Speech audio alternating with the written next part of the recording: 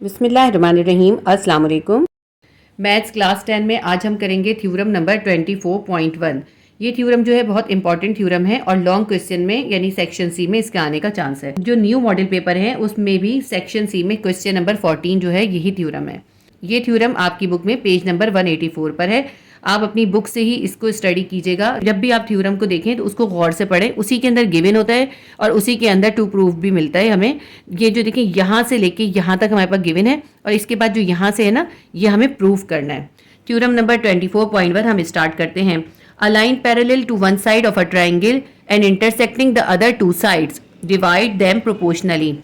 देखिए इस थ्योरम के अंदर हमें कहते हैं कि एक ट्राइंगल है ABC, उसके को जो है एक लाइन डिवाइड कर रही है। वो लाइन जो है उसके एक साइड के पैरेलल है। जैसे ये BC है ना, इसके पैरेलल ये लाइन जो है DE, ये इसको डिवाइड कर रही है। तो यहाँ तक जो है ना ये तो हमें गिवन है कि एक ट्राइंगल है और उसके एक साइड के पैरेलल एक लाइन ड्रॉ की गई है, ये हमें गिवन है। उसके आगे से हमारे पास है जो हमें प्रूफ करना होता है, डिवाइड देम प्रोपोर्शनली, यानी ये जो लाइन है इस ट्राइंगल को बराबर के इक्वल पार्ट में डिवाइड कर रही है। अब मैं आपको इसको समझाती हूँ कि इस थ्योरम को आपने कैसे करना है। इसकी मैंने डायग्राम ड्रॉ कर ली है। सबसे पहले आप जो है इसको डायग्राम को समझ लीजिए। ये हमारी ट्राइंगल है ABC, ठीक है, ये हमारी ट्राइंगल है। इस ट्राइंगल के ये हमें गिवन है, ठीक है। इस ट्रायंगल में हमें एक और चीज़ गिवन है, हमें गिवन है कि एक पैरेलल लाइन है, ये पैरेलल लाइन है DE, एक पैरेलल लाइन DE है जो कि उसके ट्रायंगल के एक साइड के पैरेलल है। देखिए ये लाइन जो है ना इस साइड के पैरेलल नहीं है, सिर्फ इस BC साइड के पैरेलल है। तो हमें गिवन क्या था, एक ट्रायंगल है ABC, उसके एक साइड के पैरेलल एक लाइन है जो है DE, ये हमें गिवन था। और हमें प्रूफ क्या करना है कि इस पैरेलल लाइन की वजह से ये जो दो पार्ट्स बन रहे हैं इस ट्राइंगल के, ये दोनों प्रोपोर्शन है यानी इक्वल हैं। बस हमें यही प्रूफ करना है। तो सबसे पहले हम इसका गिवन लिखते हैं। हमारे पास है ट्राइंगल ABC और ट्राइंगल ABC में ये जो DE है ये BC के पैरेलल है, ठीक है। In triangle ABC DE side is parallel to BC and DE intersect, ये जो DE है ये इंटरसेक्ट कर रहा है AB को एट पॉइंट D और AC को एट पॉइंट E, ठीक है ना। देखें ये जो DE है ये AB को एट पॉइंट D इंटरसेक्ट कर रहा है और AC साइड को एट पॉइंट E इंटरसेक्ट कर रहा है। एंड DE साइड जो है इंटरसेक्ट साइड AB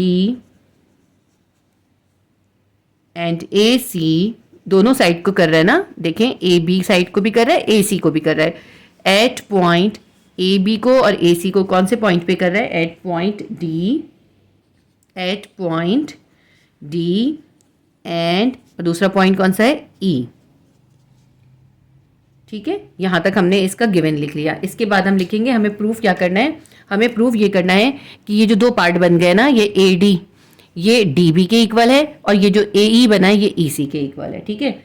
हमें प्रूफ ये करना है। मेजरमेंट साइड AD, ठीक है, measurement side AD will be equals to, AD किसके होगा, AE साइड के, मेजरमेंट AE के, साइड AE के।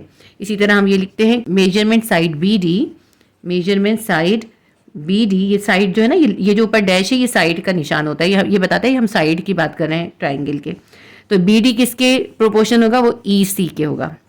तो हम यहाँ लिख देते हैं मेजरमेंट साइड EC के, ठीक है। ये हमें प्रूफ करना है कि ये जो AD है ये BD के प्रोपोर्शन होगा और AE जो है वो EC के प्रोपोर्शन होगा। इसके बाद हम करेंगे कंस्ट्रक्शन। हमने AD पे एक पॉइंट लिया P और BD के ऊपर एक पॉइंट ले लिया Q, ठीक है।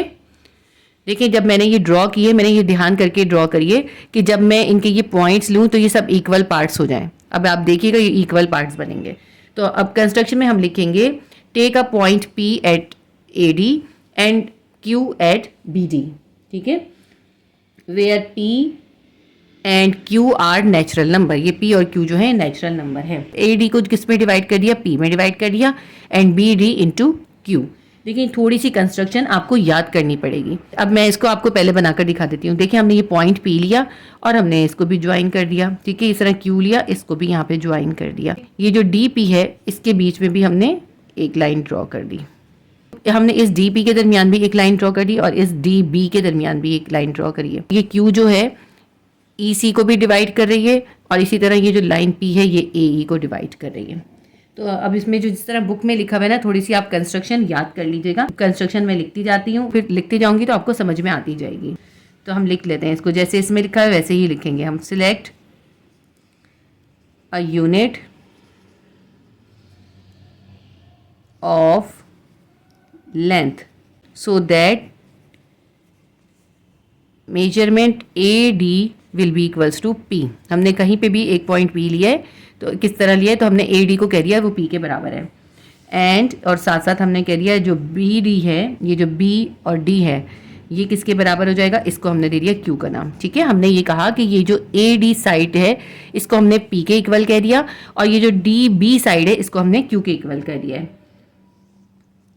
एंड P एंड Q, ये जो P और Q हमने बोले हैं ये क्या है, ये नेचुरल नंबर हैं, आर नेचुरल नंबर्स। डिवाइड, हमने डिवाइड कर दिया है ए डी को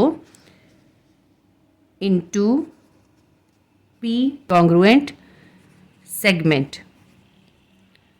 हमने ए डी को P कॉन्ग्रुएंट सेगमेंट में डिवाइड कर दिया है एंड बी डी को हमने डिवाइड कर दिया and divide B D side को हमने डिवाइड कर दिया इनटू क्यू कॉन्ग्रुएंट।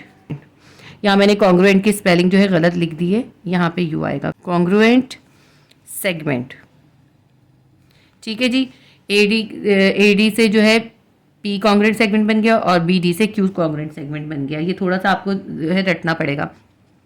तो अब ये जो ए डी है ये पी के बराबर आ गया और बी डी जो है वो क्यू के बराबर आ गया। तो हम इसको ऐसे लिख सकते हैं ना, measurement A D side is equals to P और measurement B D side is equals to Q के। अब ये हमारा A D upon B D किसके बराबर आ गया, पी अपॉन क्यू के। ठीक है, ये A D upon B D is equals to P upon Q आ गया। From the point of division draw lines parallel to B C. अब यहाँ तक तो पॉइंट का काम था, इसके बाद हम लिखेंगे from the point of division. ये जो हमने पॉइंट लिए ना P और Q, इससे हम लाइन सेगमेंट ड्रॉ करेंगे। From the point of division, इन डिवीजन पॉइंट से draw lines parallel to BC, parallel to BC। BC side के पैरेलल हमने जो है लाइन सेगमेंट ड्रॉ कर दी है। मैंने पहले से ड्रॉ करके दिखा दिया आपको, ये ड्रॉ कर दिए। ठीक है, अब इससे क्या हुआ, ये ए ई भी जो है दो पार्ट में डिवाइड हो गया और ये ई सी भी दो पार्ट में डिवाइड हो गया। तो यहाँ तक जो है हमारी कंस्ट्रक्शन हो गई। इसकी कंस्ट्रक्शन मुश्किल है, आपको थोड़ा सा इसको याद करना पड़ेगा। समझ लीजिए लेकिन इसको याद करना पड़ेगा। इसके बाद हम कॉलम बनाएंगे स्टेटमेंट्स का और रीजंस का। यहाँ पे जगह नहीं है तो मैं नेक्स्ट पेज पे बनाऊंगी। इससे पहले हम स्टेटमेंट लिखेंगे A D is divided into P congruent segment. ठीक है, ये जो साइड ए डी है इज डिवाइडेड, इसको हमने डिवाइड कर दिया है into P congruent segment. P के कॉन्ग्रुएंट सेगमेंट में किस तरह करा है हमने इसको, पैरेलल लाइन से करा है, बाय द पैरेलल लाइंस। हमने ए डी साइड को पी कॉन्ग्रुएंट सेगमेंट में डिवाइड करा है पैरेलल लाइंस के थ्रू। हम रीजन लिख देते हैं इसकी, कंस्ट्रक्शन। ये हमारी कंस्ट्रक्शन थी, हमने कंस्ट्रक्शन में किया था। जब ए डी साइड पी सेगमेंट में डिवाइड हुआ तो साइड ए ई भी जो है इक्वली सेगमेंट में डिवाइड हो गया। तो हम क्या लिखेंगे, A E side is also divided into, ये भी डिवाइड हो गया ना, डिवाइडेड इनटू पी सेगमेंट। जैसे ए डी हुआ है पी सेगमेंट में, बिल्कुल इसी तरह ही ए ई भी पी कॉन्ग्रुएंट सेगमेंट में डिवाइड हो गया है by the same parallel line. उसी सेम पैरेलल लाइन से ना, क्योंकि by the same parallel line, उसी सेम पैरेलल लाइन से हुआ है। तो अब इसकी हम रीज़न क्या लिखेंगे, इसकी रीज़न हम ये लिखेंगे, पैरेलल लाइंस जो हैं जब कोई दो ट्रांसवर्स सरफेसेस को टच कर रही होती हैं तो उनको बराबर के इक्वल पार्ट में डिवाइड करती हैं। तो हम लिखेंगे कैसे इसमें, ये भी आप याद कर लीजिएगा, जो बुक में लिखा है हम वही लिखेंगे। Parallel lines make equal numbers of congruent intercept on each transversal, intercept on each transversal. जब दो ट्रांसवर्सल के दरमियान पैरेलल लाइंस होती हैं तो वो कॉन्ग्रुएंट इंटरसेक्शंस बनाती हैं। ये देखें, एक ट्रांसवर्सल साइड है, ये एक ट्रांसवर्सल साइड है। एक पैरेलल लाइन जो है दूसरी साइड को भी इक्वली डिवाइड करेगी। तो यहाँ तक हमने लिख लिया। इसके बाद हम लिखेंगे similarly E C is also divided into Q segment. जैसे बी डी डिवाइड हुआ है क्यू सेगमेंट में, बिल्कुल इसी तरह ई सी भी जो है वो क्यू सेगमेंट में डिवाइड हो जाएगा, बिल्कुल इसी तरह जैसे इसमें हुआ है। तो हम यहाँ पे लिखते हैं similarly E C side is also divided into Q congruent segment. जैसे P ने AE साइड को किया था, इसी तरह Q ने EC साइड को भी Q कॉन्ग्रुएंट सेगमेंट में डिवाइड कर दिया है। इसकी हम रीजन क्या लिखेंगे, हम लिखेंगे BD is divided into Q congruent segment, इसीलिए जो है EC भी डिवाइड हो गया। तो हम लिखेंगे BD is divided into Q congruent segment by parallel line. जिस तरह BD पैरेलल लाइंस की वजह से क्यू कॉन्ग्रुएंट सेगमेंट में डिवाइड हुआ था, इसी तरह EC भी क्यू कॉन्ग्रुएंट सेगमेंट में डिवाइड हो। नाउ अब हम इसको ऐसे लिखेंगे कि हम लिखेंगे मेजरमेंट AE साइड और मेजरमेंट EC साइड। यहाँ हमने लिखा है ना AE साइड P हो गया और EC साइड Q हो गया, तो हम लिख सकते हैं AE साइड जो है वो बराबर है P के और EC साइड जो है वो बराबर है Q के। बट हमने तो पीछे लिखा था measurement AD side is equals to P और BD साइड या DB कह लें, BD साइड या DB side is equals to Q। ये हमने इसकी कंस्ट्रक्शन में किया था बाय द कंस्ट्रक्शंस, ये हमारा आया था कंस्ट्रक्शन में। हमने कंस्ट्रक्शन में यही किया था कि AD साइड जो है वो P के बराबर है और BD साइड Q के बराबर है, इसलिए हमने रीजन में लिख दिया कंस्ट्रक्शन।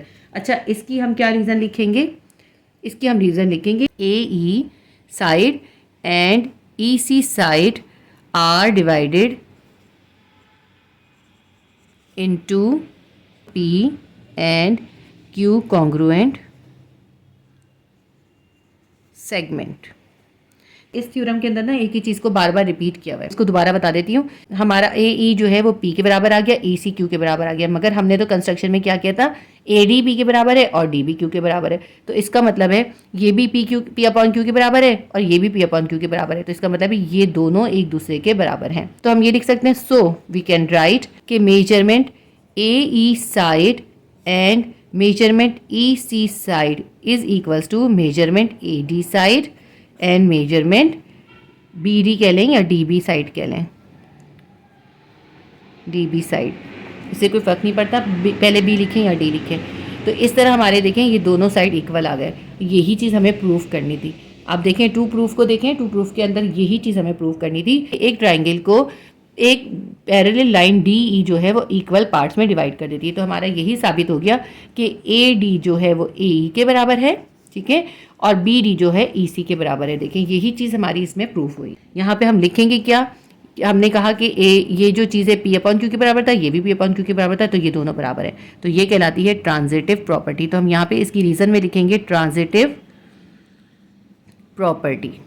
इसके साथ ही आपका थ्योरम कंप्लीट हो गया। थ्योरम मुश्किल नहीं है, थोड़ी सी इसकी कंस्ट्रक्शन मुश्किल है और जो है एक ही चीज़ बार बार रिपीट हुई है, इसकी वजह से थोड़ा प्रॉब्लम हो जाती है, लेकिन आप 2-3 दफ़ा पढ़ेंगे तो इंशाल्लाह ताला आपको आ जाएगा और मैं बहुत जल्द आपको बाकी के इंपॉर्टेंट थ्योरम भी करवा दूंगी। Please do like, share and subscribe my channel. अल्लाह हाफिज़।